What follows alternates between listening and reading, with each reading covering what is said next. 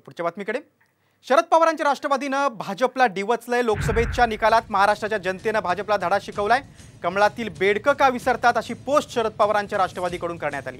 तसंच बेडूक किती फुगला तरी त्याचा हत्ती होत नाही अशी पोस्ट शरद पवारांच्या राष्ट्रवादीकडून लिहिण्यात आली आहे। त्यावर आता भाजप काय उत्तर देणार ते पाहावं लागणार आहे।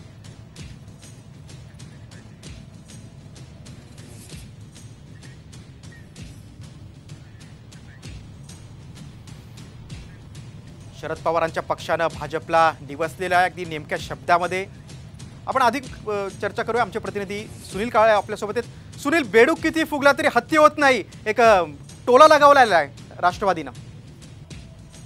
निश्चितच का म्हणजे ज्या पद्धतीनं कमळाचं जे चिन्ह आहे ते भाजपचं चिन्ह आहे आणि बेडूक असा उल्लेख त्या ठिकाणी केलेला आहे। म्हणजे लोकसभा निकालामध्ये काही लोकांना जर मतं पडली असतील तर त्यांनी बेडूक होऊन हत्तीसारखं बनू नये अशा पद्धतीचे हे टीका करण्याचा प्रयत्न करण्यात आलेला आहे आणि जेणेकरून जे राष्ट्रवादी काँग्रेसचे जे काही लोक तिकडे गेलेले आहेत त्यांना हा उद्देश टोला लागवल्याचं मानलं जात आहे।